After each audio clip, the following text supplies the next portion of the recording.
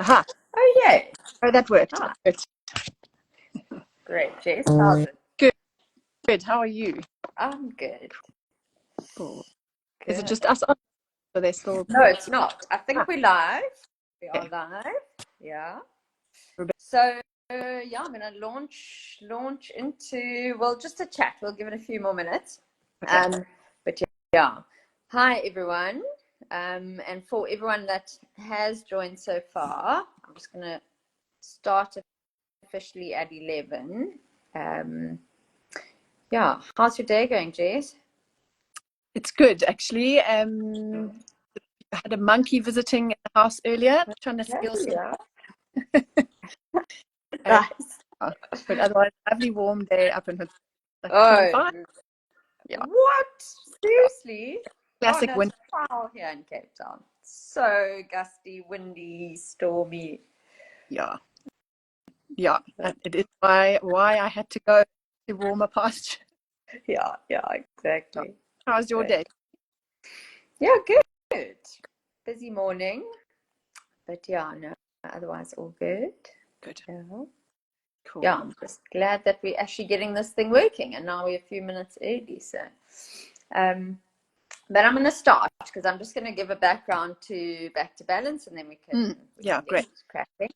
But essentially, this is one of what I'm going to try and do monthly to introduce the authors for Back to Balance, which is a collaboration of essentially experts in the field of integrative and functional medicine, all offering online courses, everything from breath work to natural medicine making, to gut work, to sleep hacks, fertility.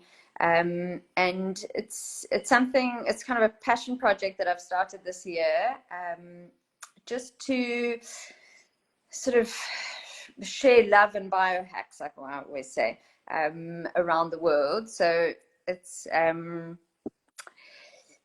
but I'm very passionate about educating and empowering people to take control of their health. And, you know, there is a lot of information out there, but it would be good to have a source of verified information. And so this is what I'm trying to do. So I've gathered some colleagues who are all keen to, or who all share a similar vision.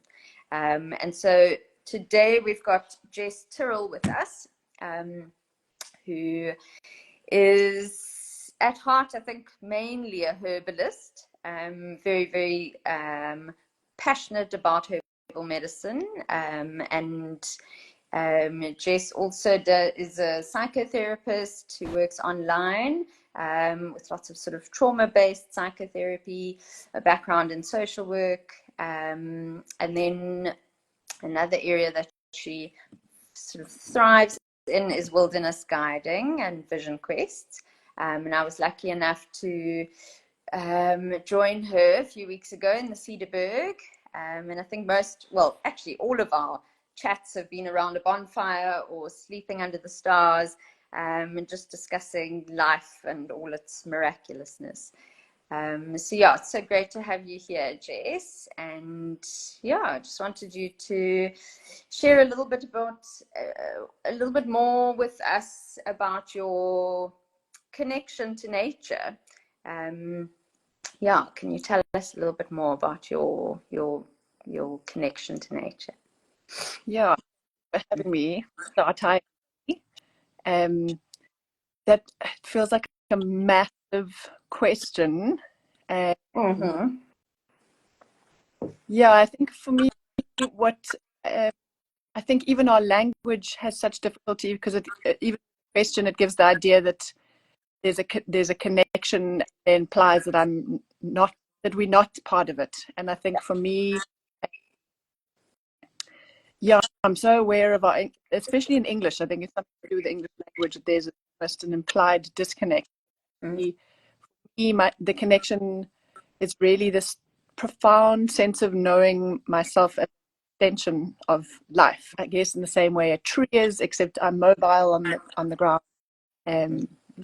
Yeah, so really, I do have this known and felt sense of being an, an extension of life, a part of bigger part of life.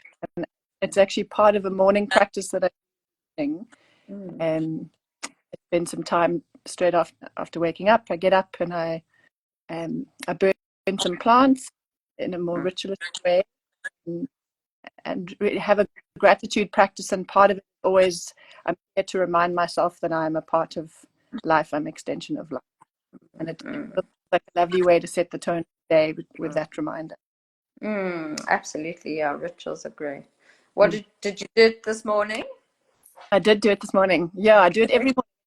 For some people, it's a coffee thing to start off the day. For me, I feel like the day hasn't started if I haven't done my practice. So it's really, I think I've done it every day for the last maybe 6-7 years. Wow, okay, yeah. And what did you burn today, Jess? Today actually was a blend of renosterbos. So from those who maybe not from South Africa, it's a very wonderful plant that in the area of the Western Cape, so right down in the southern part of Africa, and with some helichrysum or imperial. It's locally. So okay, yeah. I've still got a sprig of some that I picked on our walk, and even it's kind of just gone a little bit dry, and I still kind of just get a hit of it. Oh, I think it's one of my favorites. I think it's really my favorite plant. I can't describe what it does to me, and I smell it or I burn it. It feels like, my heart just feels like it has a smile whenever I smell it, and it's one of the plants that I use the most actually in my work. Okay, yes. Yeah. Tell us a bit more about it, because isn't it quite, it really does assist connection to sort of spiritual realm, right? I mean, yeah, there's so many different levels to look at it. It works on multiple levels, but in the sense of spiritual realm, even where it grows on the fringe of on transition zones between different microbiomes or micro little microsystems. And yes. I love that metaphor, really, that it's ritualistically and spiritually to classify from this world to the unseen, and to communicate with other realms, traditionally in a lot of Southern Africa. And then on a practical level, the kind of daily use with the body, it's an amazing wound healer. So you can put it, you crush it, dry or wet. You can crush it and put it on cuts, grazes, scrapes, burns, deep wounds. It can really help to heal them a lot. And then also the essential oil is incredible, obviously for the same reasons, and then internally as well, it can for colds, coughs, bronchitis, anything respiratory wise. Amazing. Yeah. Okay. Is that in your course, Jess? It's definitely in my course. Yeah, both in salve making and in poultices. So there's compresses that people know of. You can put on the skin.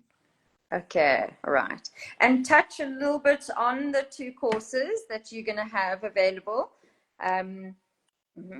Yeah, so the one is going to be on bush medicine or natural medicine making, and it's going to just equip people with really easy, accessible information of how to turn their kitchens into home apothecaries. And I think these kind of traditional skills are thought of as like complicated to learn, and you need a botanist to know how to figure it all out.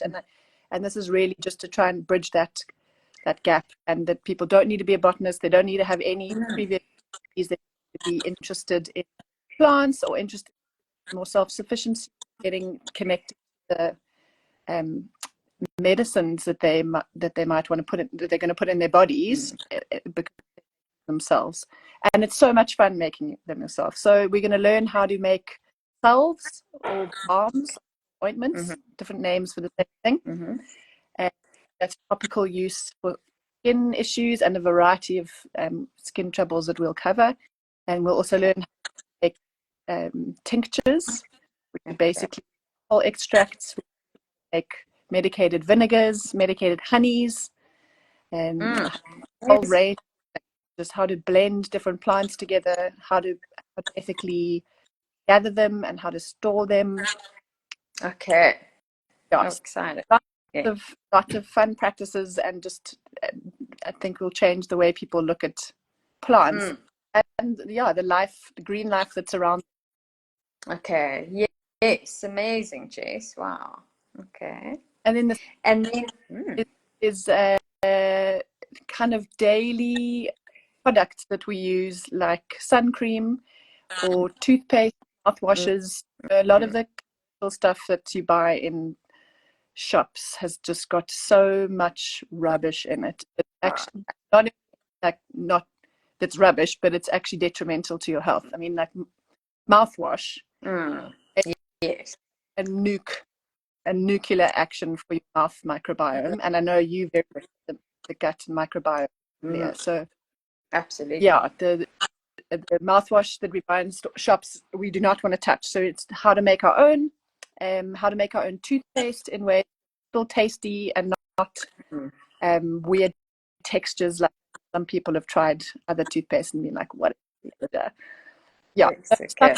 A little bit of and a little bit of compromise of, I guess, what we used to. And very quickly we can make delicious and good for us. And then sun creams as well. You know, vitamin D deficiency is a massive issue all over, and often that's caused by really toxic sun creams going onto our skin and then also blocking different rays that our body wants to absorb. So we want to use different products, and we can blend them to where we can still absorb all the right UVs, but not burn.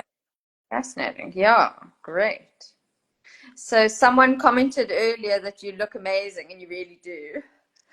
So do you use all natural product, and do you use mainly products that you made yourself? Yeah, I use products that I make myself.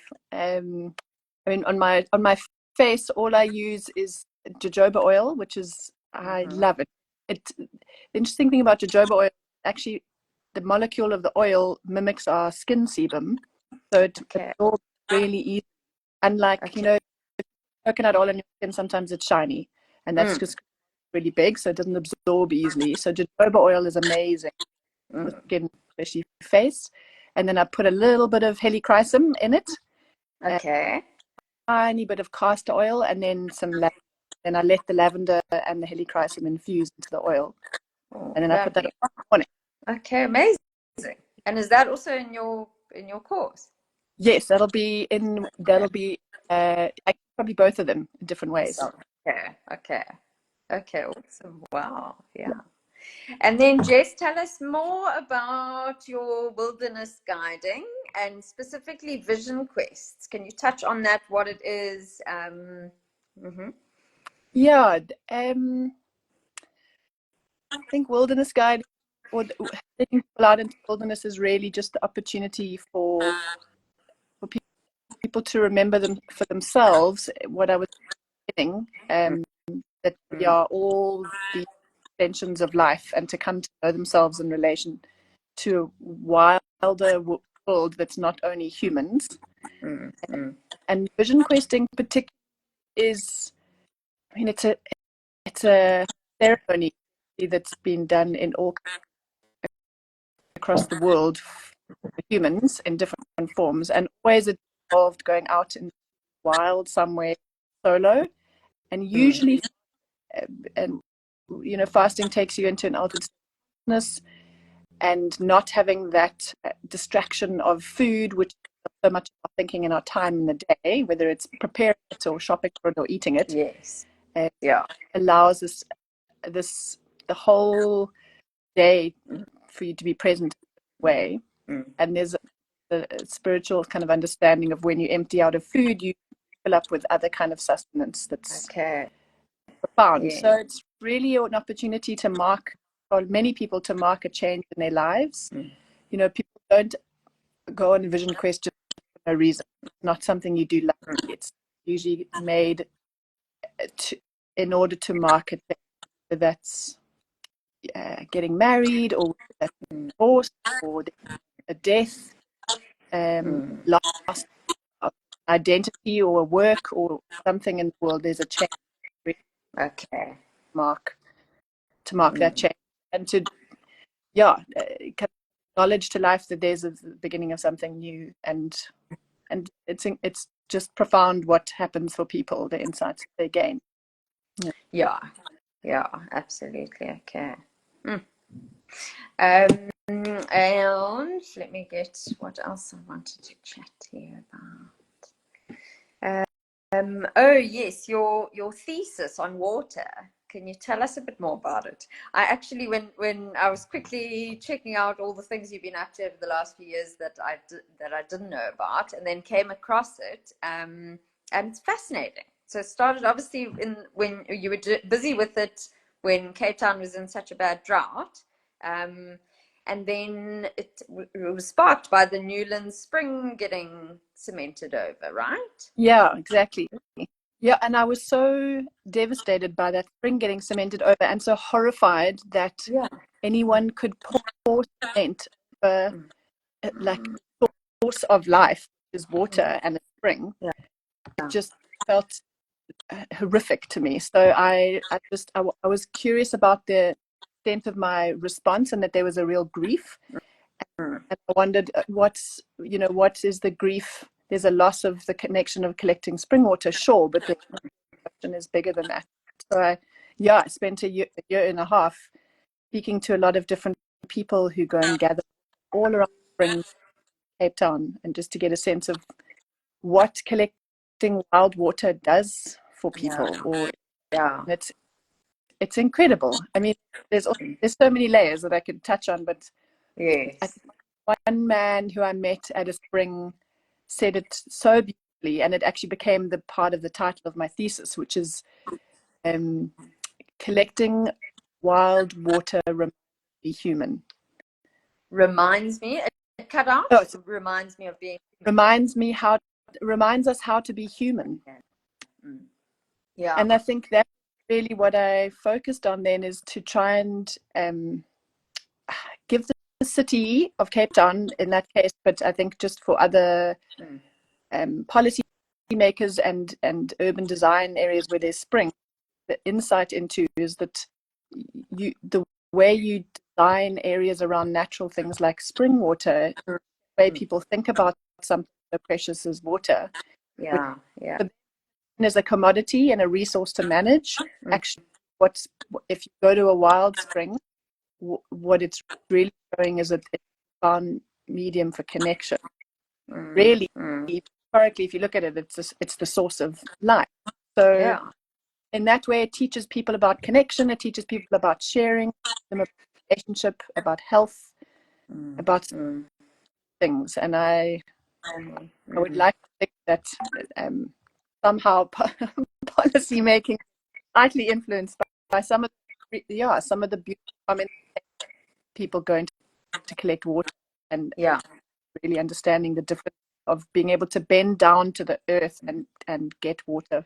The kind of magic to be able to still do that in places. Yeah, and it's so fascinating, because the thing I often say to patients that it doesn't feel, well, in my opinion, we haven't biologically adapted to the amount or to the pace that we're trying to exist in. And this is why we see people so burnt out, so anxious, they can't sleep, they kind of completely, their whole rhythm is completely thrown out. And humans are very much ruled by rhythm, everything from our heartbeat, which, about sort of 60 to 80 beats a minute, to our breath, inspiration, expiration, kind of always in this state of flux, to our circadian rhythm, so day-night cycle, awake, sleep, to a woman's infradian rhythm, which is the 28-ish day cycle that a woman goes through. And we kind of, modern life has kind of really thrown our rhythm out so badly. And something as simple as going to actually collect your water versus just, completely mindlessly turning on a tap and getting on and carrying on and quickly brush your teeth. And, it's kind of on a biological level. I think that's why we see so much dysfunction, is because we're so out of balance, and hence the back balance thing. We're so kind of thrown out. Our biology is kind of trying to adapt, but we're not quite there yet. Yeah, absolutely. I mean, that the tap is like this, is the symbol of the delusion that we separate from ecology, I guess, or separate from those rhythms, separate from the rest of life. It turns out whole wording for day zero was the day the taps run dry. It's like, no, it's not the day the taps run dry.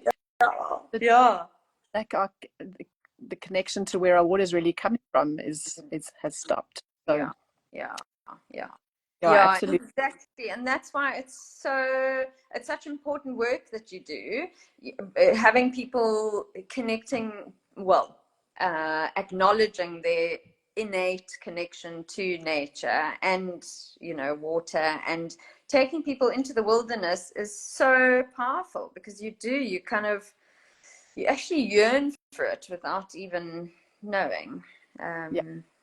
Exactly. It's in years of evolution, and then as you were saying, our separation and pace, it's very different. And so we yearn what we've known all of evolution age, only recently not so much part of. Yes, exactly. And Jess, most of us do, we kind of are existing in this modern, fast-paced world. Is there anything besides kind of, I suppose, the ritual, like you do in the morning, but is there anything else that you think people can do to feel that connection more sort of prominently? I know think that's a hard one. no, but there's some practical practices that can be woven into people's, and collecting spring water is one you can't recommend enough. I mean, I actually drive an hour and a half up the mountain from where I live, because it's by 4-track to go and so collecting spring water to just make part of the ritual is a beautiful way, but and ideally the springs that still come from the ground rather than the taps. I think going for a walk outside is so obvious, but there's just so much that happens, whether we're aware of it or not. There's so much that happens, and everyone, I think, really got a sense of this thanks to COVID, of being just how much it gives you when you don't have it, how much it actually gives you. And then just, some pending plants, if people really don't have the time to drive somewhere far and get out, a plant house, spending time with that, with other life, not only looking at the sky, watching clouds change. There's simple practices connected to these rhythms, like you were talking about. Sunlight also, to just add early morning, watching late evening sunset, and getting those circadian rhythms in play. Okay, awesome. And Jess, so what's our time now? We're going to start tying up, but if you have to give me your top 3 favorite plant medicines specifically, what would those be? Ooh, I think definitely helichrysum, we were mentioning earlier, so the imperpul. Helichrysum, cancer bush, so that's Sutherlandia, or it's now Desertia, essence, for anyone who's interested in the scientific name. Wonderful plant for immunity. From it cut out again. From where? It's a wonderful plant for immunity. It is incredible, immunity benefits from it.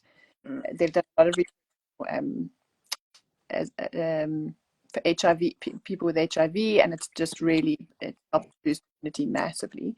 Yes, but I have a friend who was doing a study through UCT on drug-resistant TB and Sutherlandia. So yeah, potent immuno. I'd love to. I'll send it. Yeah. Yes, please. Thank you. And I think the third would be wild camphor. That grows all over places, and okay. Baby bird mothers go and pick the little fluff that the seeds make, and they line their nests with it. So I mean, imagine these little birds are going to sleep, baby birds in camphor-infused fluff, and it's in antifungal, anti-parasite. It's really good also for breathing, as you know from camphor things that go in the chest, like Vicks Vapor Rub. Don't use that, but we make our own with the same oils and good stuff. Yes, amazing, Jess. Wow. Okay. What are your top three or top one? Oh wow. Gosh, the one that just popped to mind is curcumin. Don't know why. I mean, I do know why, but it's definitely one that I use a lot as a potent anti-inflammatory. I kind of obviously in the sort of functional medicine space, we use more potentized plant medicines in capsule form. There's not much that I use directly besides Cotyledon orbicularis, which I have growing literally outside my room, because if anyone has planter's warts, then it's the only thing that is actually going to clear it up. Yeah. I had from boarding school, I had a super stubborn one. I saw a dermatologist, I don't know how many times, tried all different, conventional approaches, and then ended up doing my community service in Springbok, where we walked the fish river for the first time. And an old, sort of herbalist there said, no, but that's easy to treat, and just gave me a little piece. And literally within 2 weeks, completely gone, and never been back. And that was over 10 years ago. Yeah. It's an amazing plant. I think it's called plucky in Afrikaans. Pluck it on, and yeah.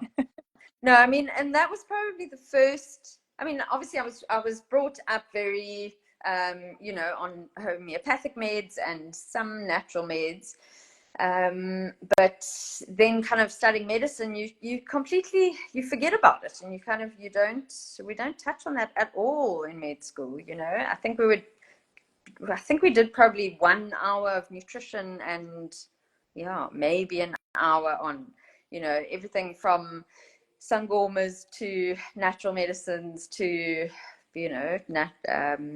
food-based therapies. It was only post-grad that I got into it. Yeah, and now I'm obsessed, as you know. Yeah. Ditto. Yeah. In a Western doctor's household, it's all True. Yes. integrated. Yeah. Cool, Jess. Okay. I see I've got 2 little faces staring at me through the door. My kids, not patients.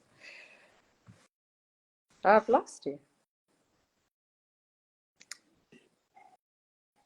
Yeah. Okay. There we go. You back? Came up. Oh, it cuts me at half an hour. Okay. Yes. Okay, Jess, but thanks so much. I just wanted to check if there are any comments that I can quickly read. Let's see, but I don't think so. No. Perfect. Just a few thanks. So thanks so much, Jess, for your time, and lots of love. Thank you so much. If anyone does want to know more, then I'll post a link, but basically go to backtobalancehealth.com and all the info is there. Oh, great. Awesome.